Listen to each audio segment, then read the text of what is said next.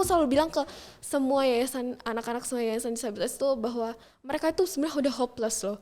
Bener-bener udah kayak ngerasa mereka tuh didatengin kita itu bener-bener seneng banget karena satu hari aja kita ada untuk mereka, hari itu juga itu kita kasih harapan baik untuk mereka. Itu bener, dan itu kayak aku selalu ngomong everyone itu deserve to sign loh. Aku juga, kamu juga gitu. Ya dong, kalau bully itu kan pasti nimbulin luka, dan lukanya itu pasti bikin trauma. Benar-benar. Karena trauma kan respon, itu kan nggak terus nyata dibentuk gitu, tapi itu kan respon gitu. Selamat datang di podcast Menjadi Mahasiswa episode 11. Yeay. Perkenalkan, aku Alma Titian dan kita kedatangan bintang tamu. Boleh dong perkenalan diri dulu. Halo semuanya, aku Natasha Didun Malita, aku adalah founder sekaligus presiden Care with Disabilities Indonesia. Jadi Natasha ini juga mahasiswi ilmu pemerintahan angkatan 2019. Nah, karena kamu di sini, kita mau ngobrol tentang organisasi atau komunitas yang kamu bangun ya saat ini. Kamu rintis gitu tentang Care with Disabilities gitu dong. Boleh dong diceritain gitu. Jadi ini tuh organisasi yang lahir pada bulan Juni. Itu lahir Juni 2021. 2021. Oke, Ya, berarti baru banget. tahun ini ya? Iya, baru banget. Terus sekarang kita udah punya 25 cabang di 25 negara dalam 4 benua. Gitu. 4 benua. Okay. Jadi organisasi ini tuh concern ke isu-isu tentang disabilitas, untuk share awareness, showing empathy, terus hal-hal yang berkaitan tentang disabilitas. Di seluruh dunia ya targetnya, goalsnya? Iya, seluruh dunia dong. Oke, boleh dong kamu ceritain kenapa sih kita harus menyuarakan isu disabilitas sampai di seluruh dunia gitu?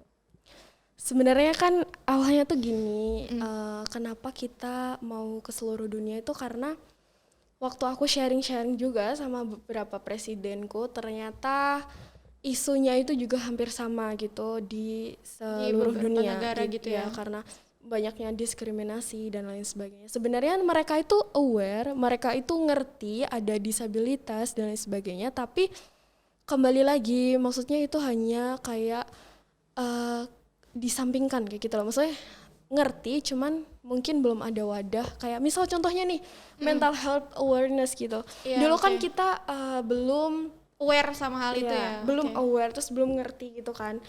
Nah, tapi kan sekarang banyaknya platform, terus media sosial yang tentang mengkampanyekan tentang kesehatan mental dan sebagainya. Bahkan sekarang udah diangkat di WHO. Nah, jadi kan kayak misal nih kita ikut model United Nation gitu kan, kayak simulasi sidang PBB kan. Nah, itu banyak banget tema yang mengangkat tentang mental health misal. Karena kita misal dapat konsil di WHO kayak gitu kan. Otomatis dari situ kan ngedoktrin anak-anak yang ikut model United Nation itu ngerti, karena secara langsung mereka akan buka artikel, buka jurnal tentang kesehatan mental, dan mereka akan cari tahu dan lain sebagainya. Sama halnya dengan disabilitas gitu ya. Oke. Boleh tahu dong sekarang kamu Care with Disabilities ini udah ada di beberapa negara apa aja gitu? Boleh disebutin, ada berapa ya tadi? 25 ya? 25 negara. 25, wow. OTW 30 sih sebenarnya. Mantap banget, 30 guys. Boleh dong disebutin 25 negara itu apa-apa aja sekarang? Negara apa aja? Oke. Jadi kan aku sama founder aku nih, founder kedua aku dari Honduras. Amerika Tengah. Terus ada Indonesia, Honduras, Rusia, Peru, Pakistan, Swiss, Italia, terus Sri Lanka, Malaysia, Filipina, terus banyak lah pokoknya di 4 benua lah. Oke, banyak banget ya, sampai Nepal foundernya juga. aja Lupa nyebutinnya lupa gitu. Oke. Nah, ngomong-ngomong tentang program dan main program yang udah kamu bakalan laksanain ke depan nih gitu. Aku tuh jadi kepo gitu mengenai berdirinya Care with Disabilities ini di beberapa negara. Awal mulanya tuh seperti apa sih gitu kamu mendirikan organisasi atau komunitas ini gitu? Oke, jadi kan itu tuh basic karena aku emang suka kegiatan sosial dan aku passionate di bidang sosial kayak gitu kan. Nah, aku tuh sebenarnya berulang kali datang ke kayak yayasan kanker, terus aku pernah jadi volunteer di sekolah pemulung juga dan sebagainya. Terus aku tuh waktu itu kayak nggak tahu kenapa tertarik sama disabilitas gitu. Terus aku datang ke salah satu tahun 2019 tuh aku datang ke salah satu yayasan yang ada di Jogja. Terus sebenarnya aku tuh mau bikin itu tuh udah dari lama, udah dari 2019 itu. Aku mau bikin untuk wilayah Jogja doang. Nanti tuh jadi aku open volunteer untuk datang ke yayasan itu gitu kan. Tapi karena aku belum terlaksana, aku masih bingung sebenarnya nanti mekanismenya mau kayak gimana, sistematikanya mau kayak gimana. Terus setelah itu aku karena sering banget ikut lomba internasional, terus aku ketemu sama teman dekatku dari Honduras Amerika Tengah itu. Nah, dia itu adalah founder dari Salvando Futuros Hand, itu tuh jadi NGO tentang ngebantu anak-anak jalanan yang ada di Honduras. Nah, terus aku cerita kan, kalau misalnya aku tuh sebenarnya pengen loh bikin tapi isunya tentang disabilitas dan sebagainya. Terus dia, oh bisa banget, yuk kita bikin dan sebagainya. Terus it's okay kita bikin kan. Akhirnya kalian berdua bangun itu. Nah, aku kan punya grup, jadi aku tuh kenapa banyak banget. Jadi waktu open Google Form terus banyak banget yang daftar. Jadi aku tuh punya grup global network gitu, se-Asia gitu kan. Terus waktu aku itu belum jadi ya Instagramnya. Waktu aku share gitu, siapa sih di sini yang seneng ikut volunteer atau kerelawanan gitu. Ternyata banyak banget. Aku bilang kalau misal tolong ya WA aku personal gitu. Nah, terus ternyata banyak banget. Terus aku bilang ke founder kedua aku, ini ternyata banyak banget nih yang suka. Yang mau join gitu ya. Iya. Terus setelah itu di meeting lah, aku video call terus bilang udahlah Nat, kita secepatnya aja. Terus tanggal 23 Juni benar-benar kita bikin Instagramnya, kita open Google Form. Nah, waktu open Google Form itu sebenarnya kita itu mau buka untuk ambasador setiap negara. Jadi mekanismenya kita berubah ya itu tuh waktu. Yang pertama itu kita pengen nanti ada webinar kita undang kayak bintang tamu yang emang dia itu punya motivasi gitu loh. Dia itu misal nih atlet tapi dia kayak pakai wheelchair dan sebagainya. Itu kan banyak dong atlet-atlet yang gitu. Misal ya pokoknya kayak gitu. Kita pengen undang kayak kita adain webinar gitu. Tapi ternyata setelah dipikir-pikir kayak malah meludak kan itu ambasador. Terus kita pikir malah ulang. Banyak gitu ya jadinya ambasador. Iya banyak banget karena itu 40-an kan. Terus setelah itu padahal baru aja dibuka gitu. Terus ya udah itu kan dipromosiin juga kan. Nah terus promosinya lewat apa kamu? Lewat apa? Instagram karena itu langsung bikin Instagram. Bikin Instagram. Terus sama one by one juga sih. Maksudnya kayak dipromosiin. Yang kenal-kenal gitu ya. Gara-gara lomba sama event juga berarti? Iya, terus setelah itu bikin kan, terus founder kedua aku bilang kalau misal kenapa kita nggak bikin ketua aja sih untuk memudahkan karena isu tentang disabilitas itu sama misal di seluruh dunia gitu kan. Dia bilang kayak gitu. Terus dia ngomong bahwa kenapa kita nggak cari sih ketua-ketua dari semua beberapa negara untuk bisa dijadiin intinya pedoman gitu loh untuk mengorganisasi setiap negara dan sebagainya. Terus namanya apa dong? Aku bilang kayak gitu. Terus dia bilang namanya nanti presiden gitu biar lebih keren. Gitu. Aduh, oke.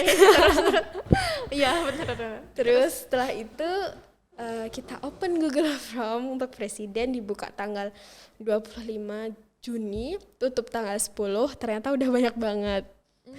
Ternyata banyak banget nih. Banyak peminatnya juga gitu ya. Berarti kan banyak yang pengen mengawali isu ini juga berarti ya. Iya, karena mereka itu rata-rata pengen speak up tentang isu disabilitas yang ada di negaranya. Makanya kita ada nih program setiap mingguan. Itu tuh ada yang namanya Instagram Takeover. Jadi di Instagram Takeover itu setiap negara nantinya kayak dipilih random untuk menceritakan kasus atau isu disabilitas di negaranya atau opini mereka tentang disabilitas. Itu untuk presiden-presidennya gitu ya. Terus nah itu udah berjalan nih. Ada yang dari kemarin nyuruh dari Honduras, Swedia sama Rusia.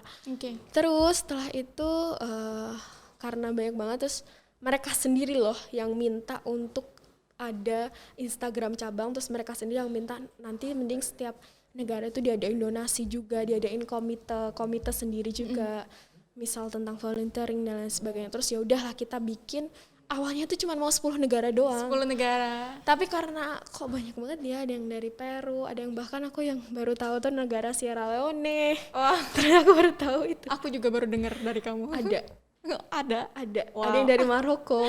Oke. Tahu nggak sih ibaratnya benefit terbesarnya itu kalau aku mau kemana itu kan gampang. Ya ada Nggak temennya gitu. Nggak mikir tempat tinggal. Ada yang dari Turki, Waduh. ada yang dari Tunisia juga sekarang. Terus ya udah kan bikinlah itu presiden itu. Terus kita mikir kok banyak banget ya, apa ini mau benar-benar 10 atau mau berapa? Terus Iya. ya udah gong 25. Wow, itu 25 itu menurut aku udah yang banyak banget sih untuk kamu kamu ngakomodir semuanya gitu kan. Berarti kan kamu nih presidennya, berarti kamu yang ngadain rapat atau guys kita harus kayak gimana nih gitu. Berarti kan kamu yang harus nyusun bareng-bareng gitu. Iya. Lumayan pusing gak gimana? Iya, tapi lebih ke founder kedua aku sih, karena dia yang dia tuh bisa banyak bahasa kan. Jadi dia lebih ini kadang yang lebih, aku cuman minta sekarang kita 2 minggu lagi meeting ya dan sebagainya, terus dia yang nanyain kayak gitu. Dan setiap negara itu juga ada wakil ketua atau vice presidennya sendiri, jadi sekarang udah ada. Di Indonesia juga ada dari Lampung. Wow, oke. Aku jadi kepo karena kalian itu di berbagai negara ya. Itu nyusun waktu untuk rapatnya seperti apa sih? Apakah ayo guys kita pakai waktu Amerika, ayo guys kita pakai waktu Indonesia gitu, atau seperti apa nih? Aku jadi kepo gitu. No, jadi kita pecah jadi 4 tim karena 4 benua. Sebenarnya 5 sih karena Eurasia. Tunisia sama Eurasia itu masuk Eurasia. Terus kita pecah jadi 5 tim, ada Afrika, terus ada Asia juga, ada Amerika sama Eurasia. Jadi rapatnya per benua gitu ya? Per benua sama Europe. Karena itu yang memudahkan gitu, walaupun aku juga harus ngalah. Kadang di sana jam 5, aku jam 12 gitu. Jadi, tapi nggak apa-apa, yang penting mereka kayak emang benar-benar paham sama apa yang aku mau, apa yang sama founder mau, terus apa visi misi kita dan sebagainya. Jadi kita bikin kayak gitu, tapi nanti per 2 bulan sekali atau 1 bulan sekali akan tetap ada meeting sama semua negara. Jadi kita bisa sharing ide, terus kita bisa cerita tentang culture dan lain sebagainya kayak gitu. Apapun itu ya didiskusikan. Iya. Terus karena emang aku suka banget sih sama isu disabilitas ini gitu. Ini beda gitu loh ibaratnya. Dan ini memang harus disuarakan gitu. Iya, sebenarnya di Indonesia tuh banyak tentang disabilitas kayak gitu, tapi balik lagi kalau misal aku mau bikin tentang perempuan itu udah banyak ya, karena UN juga udah ada UN Women kan. Terus dan sebagainya, terus aku menginisiasi disabilitas yang emang kalau punya cabang itu kayak baru aku ya. Iya. Sampai ke negara luar kayak gitu. Benar nggak sih? Iya. Benar. Yang pasti setiap negara itu nanti akan ada program untuk pengembangan disabilitas itu sendiri, dan itu pasti karena kita itu akan tetap kolaborasi sama NGO yang ada di luar negeri gitu. Kan kita salah satunya udah nih dari El Salvador, dan itu El Salvador itu punya ternyata udah kerja sama UNDP, sama Unilever, terus sama organisasi-organisasi lainnya. Jadi itu yang ngemudahin kita untuk sekarang. Mungkin aku akan fokus ke El Salvador dulu mungkin. Oke. Aku setuju sih sama tentang isu disabilitas yang emang harus disuarakan gitu. Kenapa? Karena banyak banget nih, bukan hanya di seluruh dunia, Indonesia bahkan itu masih kurang dapat perhatian gitu. Kalau kamu sendiri gitu melihat disabilitas di Indonesia itu seperti apa sih? Mulai dari sebenarnya kan udah ada undang-undangnya gitu, tapi dari secara menyeluruh general gitu disabilitas di Indonesia menurutmu seperti apa sih? Jadi aku pernah baca, contoh kasus aja deh. Iya boleh, contoh kemarin kasus. Yang TNI gitu nginjak kepala disabilitas dan lain sebagainya, itu kan contoh kecil bahwa seorang yang di Papua itu? Iya dong, seorang aparat negara aja masih belum bisa mengendalikan untuk gitu ya. yang katanya mengayomi, mengelindungi. Nah, tapi gini, aku pernah baca bahwa menurut ada 3 isu disabilitas menurut Wakil Ketua MPR. Yang pertama adalah adanya data disabilitas itu kayak kurang sinkron gitu sama jumlah penduduknya, dan yang kedua adalah diskriminasi, dan yang ketiga adalah kesenjangan dalam hal apa kayak pekerjaan dan lain sebagainya. Nah, makanya dalam Care with Disabilities ini kita punya landasan atau tujuan, kita mengacu pada Sustainable Development Goals nomor 10 pada target nomor 2 yang mengatakan bahwa kita harus mendorong penyertaan sosial pada kaum tanpa memandang adanya ras, disabilitas, etnik dan lain sebagainya. Maka dari itu kita menjunjung itu. Kenapa kita goals-nya mau ke UN, walaupun kita nanti setelah ke UN kita nggak akan mau berhenti ke situ. Itu karena kenapa kita mau ke sana, karena biar kita itu lebih luas lagi gitu loh untuk jangkauannya gitu ya. Iya, menggandeng banyaknya negara-negara tersebut, karena kita butuh gitu untuk itu. Sebenarnya banyak yang sudah aware, cuman adanya ketimpangan atau kesenjangan itu, makanya kita pengen untuk lebih pastikan kayak ASN dan lain sebagainya kan pasti lebih memilih yang katanya orang-orang normal gitu kan. Iya benar. Jadi dari situ kita mau membuat pengembangan atau wadah kayak gitu. Contohnya program dari Indonesia itu untuk saat ini kita bikin yang kecil-kecil dulu nih. Apa itu? Boleh dong. Sekarang berarti kamu lagi ngadain saat ini belum ada kegiatan atau enggak? Atau ke depan baru ada kegiatan? Kalau nanti pada bulan September. Berarti September ya mulainya. Ada kegiatan apa tuh? Ada kegiatan penulisan buku karya disabilitas yang nanti akan dibuku, penulisan puisi yang nanti akan dibukukan gitu. Itu ngelibatin teman-teman disabilitas atau seperti apa? Iya, teman-teman disabilitas di seluruh Indonesia. Tapi mungkin kita nggak akan bisa menjangkau semua karena kita nanti akan ada seleksi naskah dan lain sebagainya kayak gitu. Keren banget. Tapi pasti kita akan bikin batch 1, 2, 3, 4 dan lain sebagainya gitu. Yang pasti kan gini loh, mau menerapkan, mengkampanyekan Writing for Healing kayak gitu loh. Jadi pasti banyak anak-anak disabilitas mungkin yang mengalami depresi dan lain sebagainya, bahkan diskriminasi itu sangat-sangat mendominasi banget ya. Benar. Kayak bullying dan lain sebagainya. Jangankan yang enggak orang disabilitas, teman-teman disabilitas, yang manusia normal aja sering mengalami diskriminasi gitu. Iya, makanya itu. Jadi makanya itu kayak untuk itu kita bikin itu untuk mengkampanyekan Writing for Healing untuk mereka gitu, mengenalkan itu tadi. Cerpen atau puisi sih nantinya gitu. Itu pada bulan September nanti. Jadi semangat pembaruan untuk teman-teman disabilitas juga ya gitu. Iya, makanya itu. Karena kan gimana ya, pasti anak-anak disabilitas itu karena banyaknya diskriminasi, luka mereka itu kan pasti banyak dan batin mereka kan nggak mungkin bisa menanggung itu semua gitu. Iya, benar banget. Kalau sejauh ini ada kegiatan nggak yang kamu laksanain dari berdirinya Care with Disabilities ini?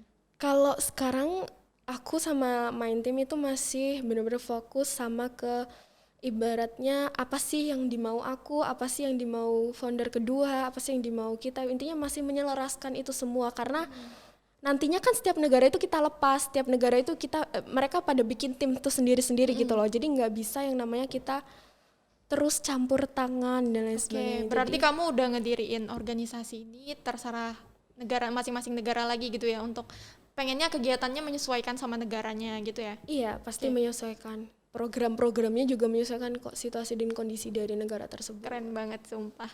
Di Indonesia sendiri kamu rencananya mau apa nih? Itu tadi di Indonesia penulisan buku. Terus jadi kan ini nih ini baru ide aku aja sih. Belum aku omongin ke tim, tapi kalau udah di persetujuan tim itu yang itu tadi.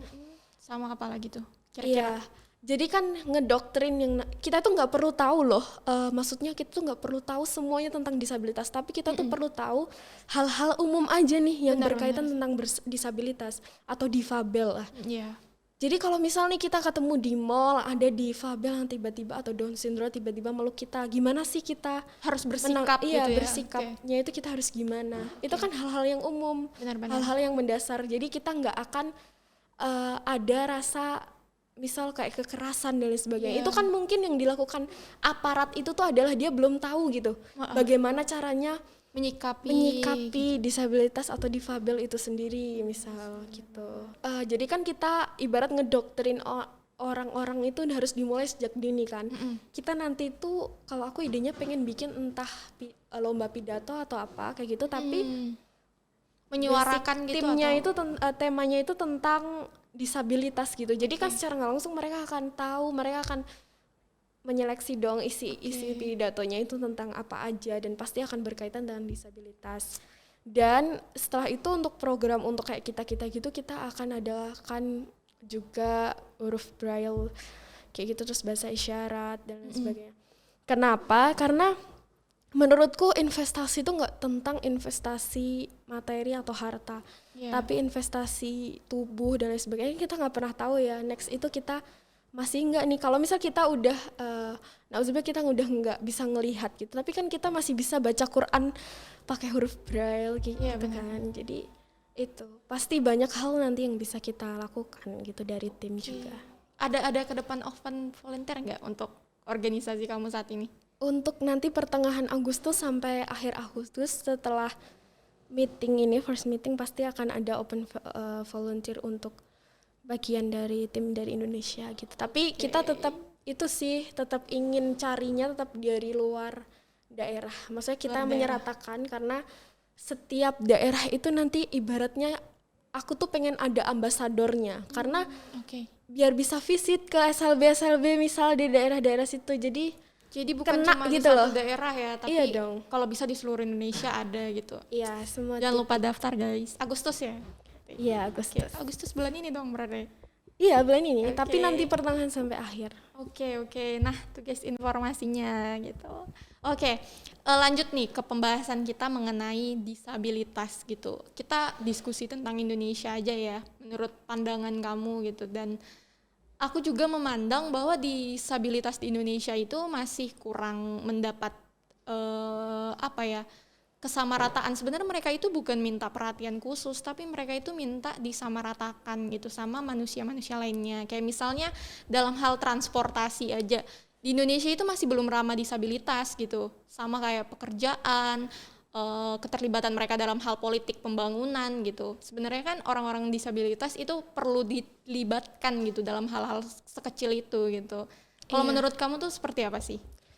Maka dari itu based on experience juga kenapa kita mau banget untuk ngajak, kayak kemarin aku berusaha untuk ngelobi wakil Bupati Kulon Progo juga. Karena disabilitas di Kulon Progo aku belum tahu perkembangannya nih seperti apa, tapi kan pasti untuk pekerjaan dan lain sebagainya pasti ada kesenjangannya tersendiri kan. Nah, maka dari itu gini loh, aku kayak berusaha untuk, jadi nggak cuma pencitraan gitu loh aku tuh bikin ini, bener-bener aku tuh sampai kerja sampai El Salvador, sampai bahkan tuh yang bikin susah sama mereka itu kan sebenarnya bahasa, karena mereka pakai Spanyol gitu kan. Jadi aku kayak dikit translate kayak gitu. Itu tantangan kamu selama ini berarti. Terus dan maka dari itu karena kita pengen yang namanya kita enggak dulu muluk-muluk untuk menghapus ketimpangan itu, tapi untuk mengurangi ketimpangan itu gitu loh.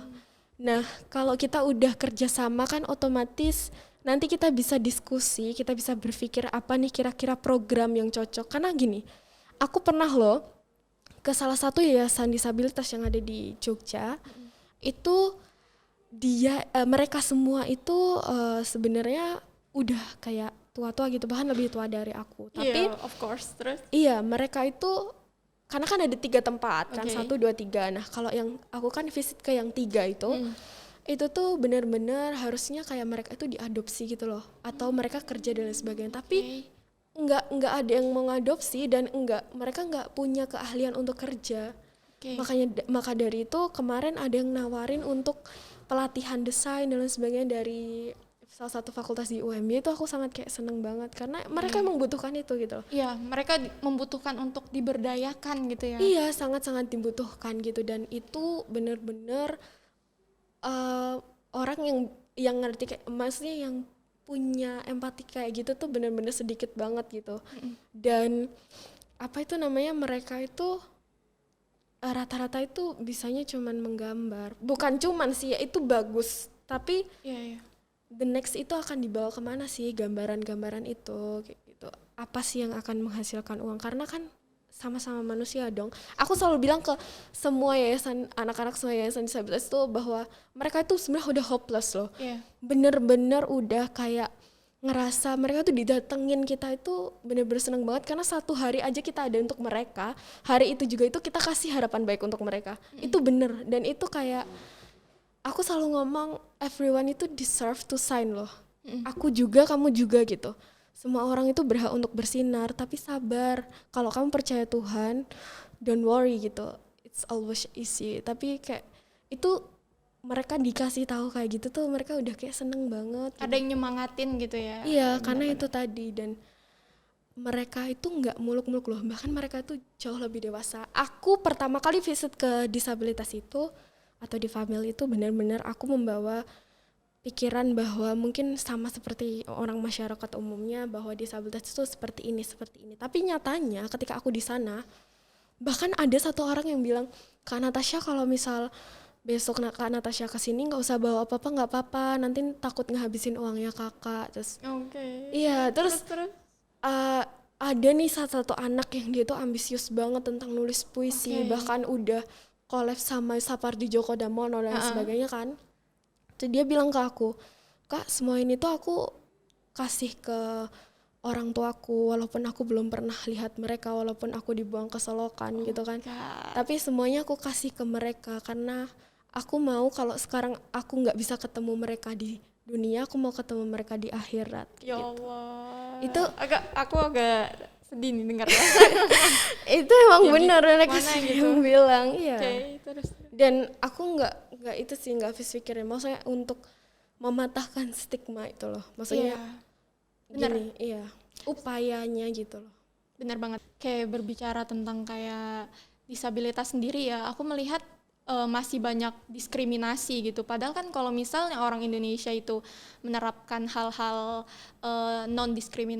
tidak diskriminatif terhadap orang-orang disabilitas, terus juga pemerintah lebih memberikan kesempatan untuk mereka menyampaikan aspirasi mereka, itu kan lebih hal-hal yang ke depan tuh bakalan membangun untuk teman-teman disabilitas gitu loh. Iya. Tapi kalau saat ini menurut aku masih kurang dapat perhatian, kayak misalnya ada musrembang gitu. Pernah nggak sih ngelibatin teman-teman disabilitas? Itu sangat jarang nggak sih? Padahal kan melalui kegiatannya itu teman-teman disabilitas masuk, join, mereka menyuarakan keinginan mereka apa, dan nanti bakalan terlibat dalam hal kebijakan seperti itu. Tapi kalau masih kurang dalam hal keterlibatan itu, ya bagaimana mereka mau dapat dapat merasakan keterlibatan dalam pembangunan kebijakan gitu kan. Padahal kan mereka sasarannya.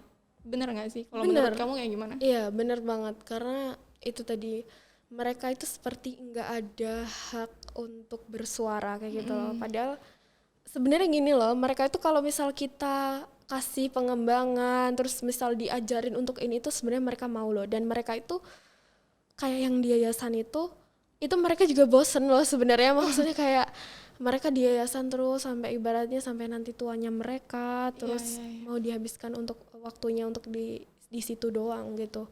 Dan itu kan banyak loh hal yang bisa digali oleh teman-teman disabilitas itu, nggak cuman tentang kehidupan gitu, tapi banyak hal gitu. Iya, setuju.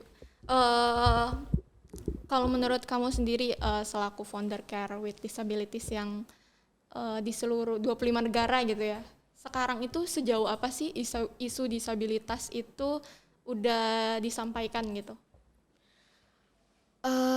Banyak sih kayak, tapi tuh mereka lebih menyampaikannya tuh lebih ke banyak disabilitas di tempat mereka itu yang punya prestasi, kayak misal atlet apa kayak gitu tuh banyak yang disabilitas dan sebagainya.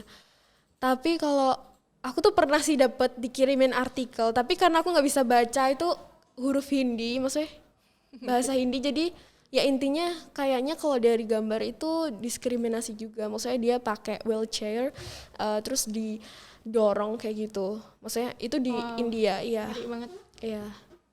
Masih banyak sih yang kayak gitu. Banyak, dan ini founder aku juga, founder kedua aku, dia tuh nggak bisa mendengar kalau nggak pakai alat bantu, jadi dia disabilitas juga. Iya, makanya itu terus dia cerita bahwa ketika semasa hidupnya itu dia juga banyak yang ibaratnya judgement gitu loh. Ngapain kamu pakai ini dan lain sebagainya Itu kayak apa nanya-nanya kayak gitu iya, ya? dia merasa ya kan aku nggak bisa mendengar kalau pakai ini gitu, tapi dia merasa kayak dirundung gitu loh. Benar. Kayak mendapatkan perundungan kayak gitu. Ini juga yang ngebuat kalau aku lihat ya kasusnya di Indonesia itu kan banyak anak-anak disabilitas yang pengen sekolah di sekolah negeri gitu. Tapi ketika mereka masuk sekolah itu, mereka tuh mendapat perundungan dari teman-temannya gitu. Sehingga itu mempengaruhi pendidikan teman-teman disabilitas yang harusnya mereka itu mendapatkan pendidikan yang selayaknya gitu. Ya nggak sih? Iya, Benar. Dan belum ramah banget gitu. itu adalah makanya kita mau ngadain ini salah satu program untuk anak SMP SMA tentang disabilitas yang pidato itu tadi karena itu karena biar mereka itu secara nggak langsung kita tuh ngelihat mereka itu tahu gitu loh dalam pidatonya. Kalau kita mau pidato kan harus tahu isinya, harus tahu mendalami juga, dan kita kalau pidato kan harus menuangkan isi kepala kita ke kepala orang lain juga gitu kan. Nah, maka dari itu kita bikin itu. Bahkan ini loh yang disabilitas yang pernah aku temui juga, dia itu sekolah satu-satunya anak disabilitas yang dia itu berani punya tekad yang kuat. Dia itu mau kuliah, terus mau sekolah. Dia pernah sekolah juga tapi karena nggak tahan. Ya dong, kalau bully itu kan pasti nimbulin luka dan lukanya itu pasti bikin trauma. Benar-benar. Karena trauma kan respon, itu kan nggak terus nyata dibentuk itu, tapi itu kan respon gitu loh. Yang itu pasti bikin bekas banget. Kalau mau sekolah lagi takut dan sebagainya. Terus dia memutuskan untuk nggak kuliah lagi, untuk nggak sekolah lagi karena banyak dapat diskriminasi itu. Benar, gitu. benar. Padahal mereka udah pakai yang alat bantu dengar gitu misalnya, tapi tetap yang ditanyain itu misalnya itu kamu pakai apa, terus kadang ada dicopot-copot tuh. Iya. Telinganya. Aku kadang kalau ngelihat yang video-video yang viral-viral itu kayak miris banget nggak sih? Iya. Oh, ternyata ini perlu ditanamkan rasa tidak diskriminasi terhadap teman-teman disabilitas ini di Indonesia gitu. Aku beberapa melihat bahwa pemerintah itu peduli terus memberikan fasilitas dan Ada sebagainya. undang-undangnya juga sekarang kan. Tapi Kurang. kita itu nggak bisa loh memberikan kayak gitu dalam bentuk fasilitas, karena untuk apa sih fasilitas? Maksudnya jangka ke depan atau jangka panjangnya emang untuk misal tempat tinggal dan lain sebagainya, tapi ya itu emang kebutuhan gitu loh. Tapi kan yang paling dipentingkan adalah apakah selamanya disabilitas itu akan tinggal di rumah itu, di rumah fasilitas tersebut, atau apakah seterusnya pemerintah harus ibaratnya repot-repot untuk mengeluarkan dana untuk disabilitas, makan lah dan sebagainya. Tapi kan kalau misal kita ibaratnya ngasih tentang pengembangan, kita diberdayakan lah ya. Kayak dilatih atau dikasih pelatihan tentang apapun pekerjaan itu, gitu lah. iya, itu bisa banget untuk ibaratnya jangka panjangnya diri mereka sendiri gitu loh. Oh, setuju. Gitu.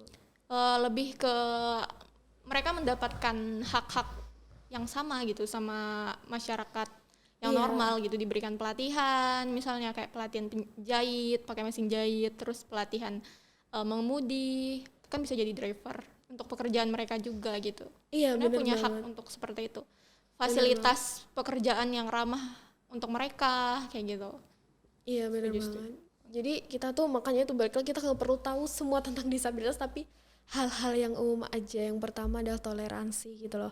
Toleransi kita harus punya rasa menerima, karena ya balik lagi loh, kita belum tentu diterima orang lain, makanya kita berusaha untuk menerima juga gitu.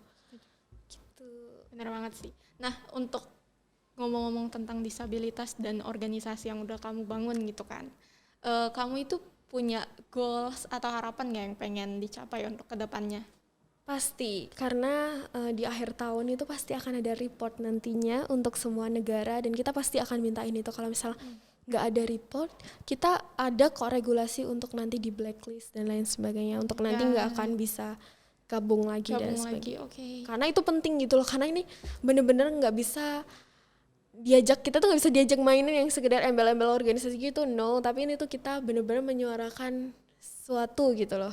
Nah, sesuatu ada dong yang penting untuk disuarakan gitu kan. Goalsnya pasti. Karena apa itu kalau boleh tahu? Goalsnya gitu. Itu kita kalau yang paling besar sih kita pengen bisa collaboration sama United Nation, UNDP dan sebagainya. Sebenarnya kita udah bisa, tapi karena kita terhambat legalitas, terus kita masih ibaratnya kita mau coba dulu deh program nih yang sampai Desember ini dulu. Iya. Masing-masing negara dulu, kalau misal emang bisa, emang itu baru kita bisa masuk ke sana. Karena itu tadi kita beruntung banget udah kerjasama sama Honduras, El Salvador dan Rusia juga gitu, kurang Indonesia sih nanti.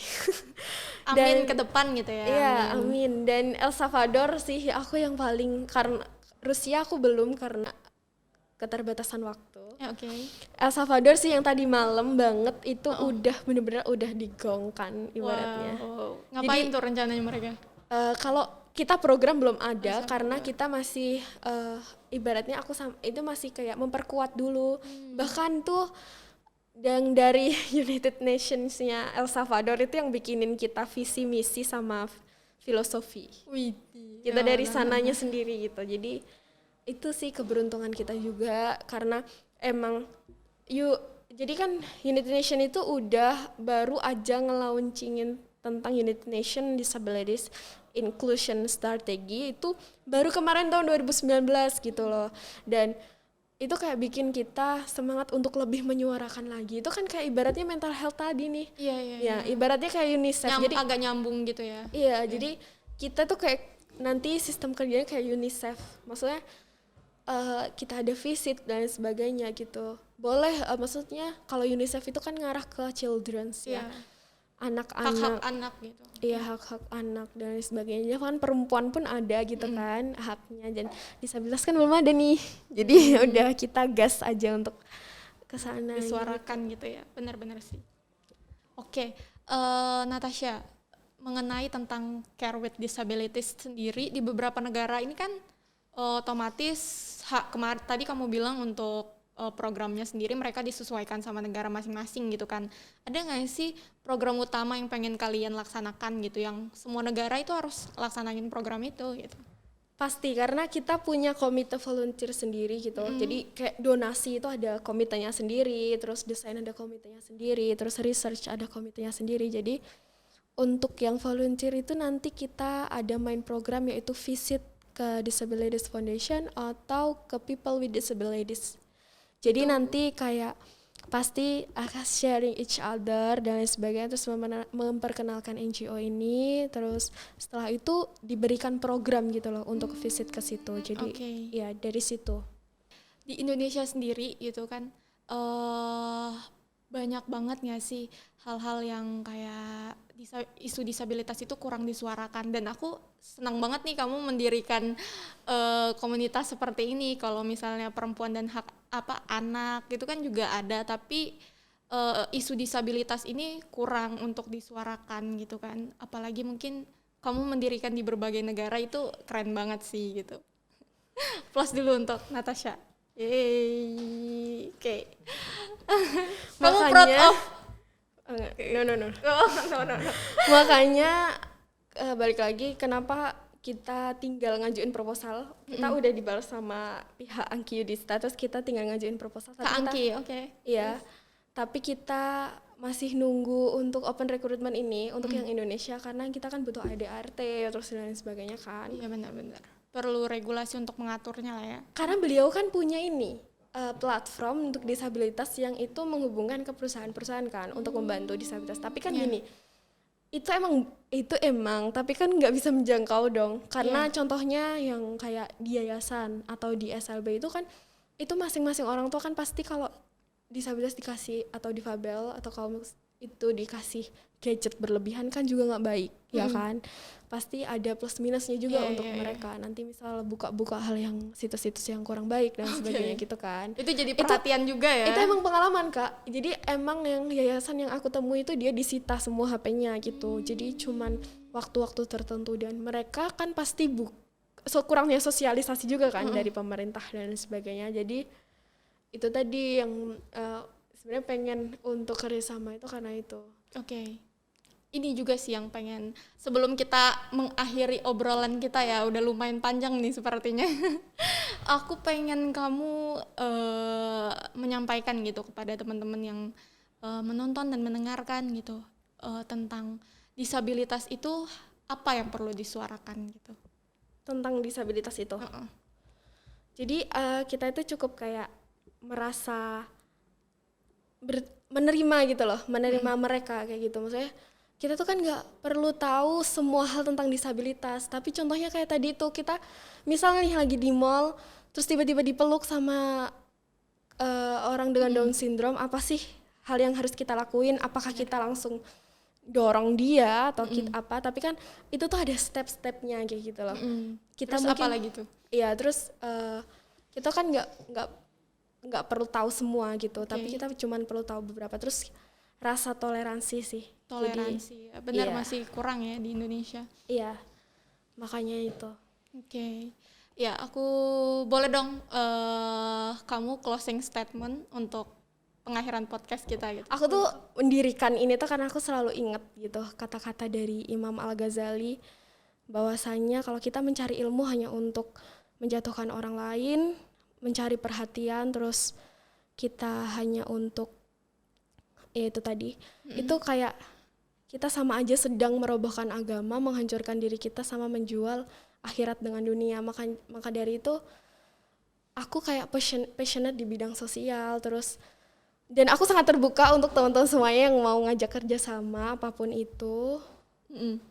Harus kerja sama. Aku sangat terbuka dan sangat mau untuk, karena aku tuh selalu percaya bahwa kita hidup itu kan ada dua tujuan, purpose of life atau purpose of creation. Kalau purpose of life itu kan tujuan kita sama Allah, tapi kalau purpose of creation itu kan apa kontribusi kita ke lingkungan sekitar gitu. Terus balik lagi, semua orang itu berhak untuk bersinar, hanya waktunya yang berbeda. Walaupun dia disabilitas, punya keterbatasan fisik apapun, itu tuh juga berhak untuk bersinar gitu. Tapi jalan dan waktunya yang berbeda kayak gitu.